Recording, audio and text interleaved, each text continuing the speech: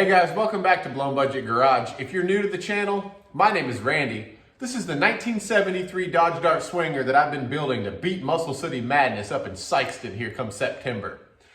I'm going to do a couple things today to maximize my ability to maintain spark, create spark, and just do everything I can for a relatively small amount of money. And that starts by throwing on one of these bad boys. I got to bypass my ballast resistor or remove it completely, but I'm going to bypass it. I'm going to show you why I'm doing it. I'll explain why I'm doing it while I'm doing it. Let's get to work.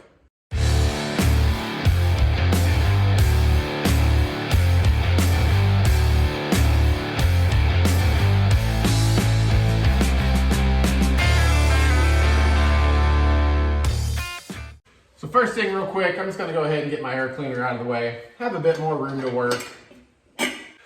Went ahead and disconnected my battery completely, and all I'm going to do is swap this guy out real quick.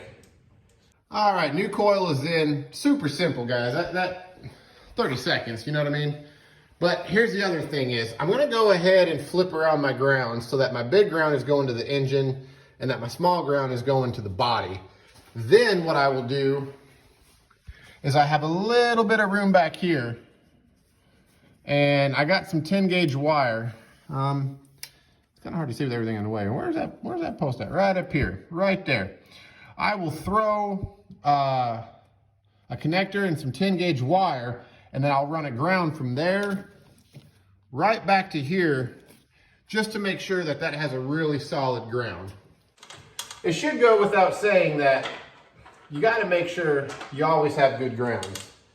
And before, I might have actually not had a very great ground to begin with, but I hadn't recurved my distributor yet at that point in time, and I wasn't running so much timing. So it's possible that I had a problem all along. I just never put myself in the right position to notice it as I was doing all I could to make this engine better and better and better. So I'm going to go ahead and put my big ground up here just to reduce the possibility of any issues. Now, for those of you who are following along between the saga of me and El Ruban, I just dropped my connector. Get over here. Get. All right. That hurt. But me and El Ruban have a grudge race in Sikeston because he made the unfortunate decision to call me out. Like a lot of things he does, he didn't think that through. Now some of y'all might be going, wait a second, Ruben has a big block 400 and you just got a little old 318. What could you possibly have in mind to beat him? And then I started thinking, if only there was something I could buy. All right, let me finish splitting these up. We'll get this ran up. We won't have to worry about this issue no more again. Now, while I'm go ahead and finishing up with this last piece, what I will say is I'm going to do something for y'all. I haven't gapped these plugs, right? I just took them out of the box, threw them in the engine. When we take this car to test and tune, I will show y'all my ET slips and the performance change you will get if you properly gap your plugs. I'm only going to show you a little bit because Ruben might be watching. I can't give him away too much good information. But what I will do is I will continue to gap my plugs a little bit wider each time until I start slowing down. Once I start slowing down, I will close my plugs back up a tiny bit. And that's just while I'm naturally aspirated. Of course, whenever I give her the laughing gas, we'll have to redo that a little bit. That's no big deal. Also, the smart thing to do would be to run like MSD, you know, some sort of dual point setup. That way, whenever I'm getting ready to give my engine the liquid tickle, I can retard my timing. I'm not going to do that. I'm going to put 2 notches on my distributor. I'm going to put one in, ultimate street mode, best timing, possible for this engine. And then I'll go ahead and I'll back the engine out about 3 degrees and I'll put a marking on that. That way, whenever I drive up there, I'm getting ready to race, all I got to do is take a 1/2-inch wrench, loosen up my hold down clamp, line up the marks. I know I'm 3 degrees retarded, and basically in optimum position for spray. I'll lose a little bit off the line, but I'm gonna make it right back up. All right, let's get this ground on. All right, so I'm just finishing up stripping my wire, just some 12 gauge wire, the perfect thickness for these jumpers. And then all I'm gonna do is unplug them from the ballast resistor, jump them straight across, and we should be able to just throw the key in and hear how she sounds. So, all right, 2 jumper wires, right? Super simple. Get this ballast resistor off. Set this off to the side so I don't lose it. I probably will though. This is how I have it set up for right now. I'm running 2 jumpers. I believe I can get away with just 1. I'm gonna start with 2 and see what happens. I'm gonna have to get my multimeter out. I really wanna make sure that I'm not doing anything wrong or that I'm not kind of steering anybody in the wrong direction, but from what I've seen, you already have a jumper going from here to here, right? Across these sides. So if you jump from here to here, that means that we're getting power from here over through here, basically to both sides. But this might only be on your starting. This should be your key on. And you want key on power at the same time, right? You want 12 volts key on power, and then you want your 12 volts starting. So in my mind, double bridging these like this is what makes sense. So let's hook the battery back up and see what happens. Wait a second.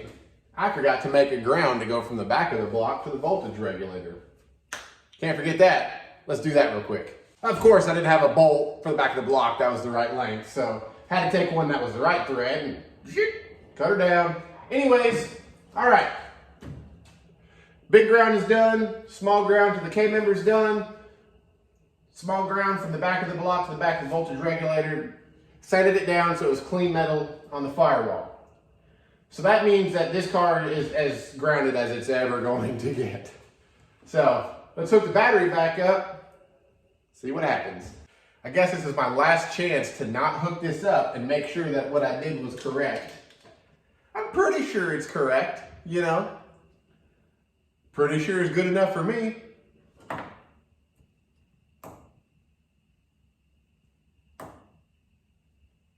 I'm still gonna test on it though. All right. I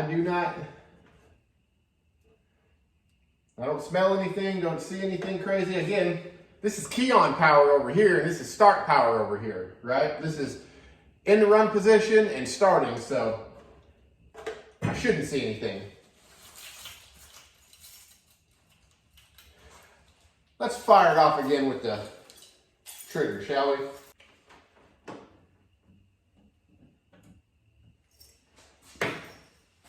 Key going in. Key going in, take 2.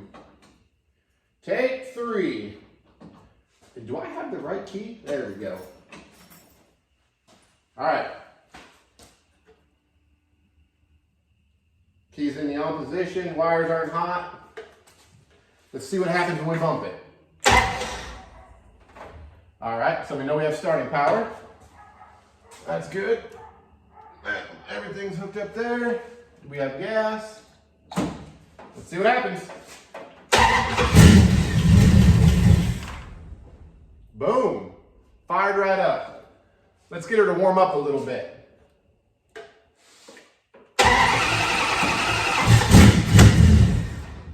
Woo! That was hot.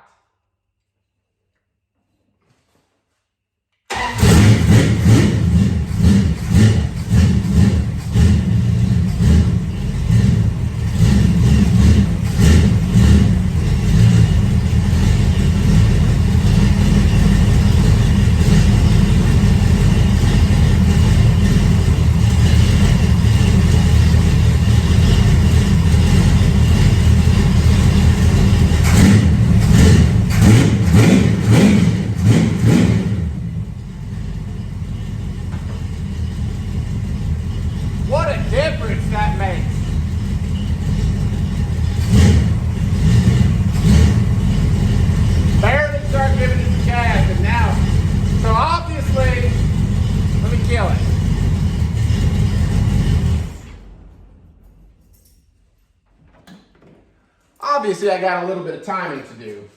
If you saw the last video, you already knew that. I haven't dialed in the initial timing in any capacity. It doesn't surprise me that happened. I'll get that dialed in. You know, a little fireball in your face. I still got my eyebrows, so we're good. That's gonna make a world of a difference. So if you're watching, you wanna know how to bypass your ballast resistor to use a flamethrower coil, it's that simple, guys. 2 jumper wires. Save your plugs. Save the plugs. Don't hack them and slash them and tape them. That's something I would do, but don't do that. Keep this intact. Keep your old ballast resistor, keep your old coil. Throw it in your trunk. That way, if anything happens and you suspect a coil failure, or sometimes they'll even burst, right? If you have a known coil failure, it'll take you 2 minutes to put this back together. So, there we go. We are one step closer to stomping Ruben's butt. Next episode, my brake connectors came in. I can switch this over to manual brakes. We'll get the car up on jack stands. We'll go through the gears, make sure that new transmission works good, and then we're gonna take her on out. Thanks for watching. I'll see y'all next time.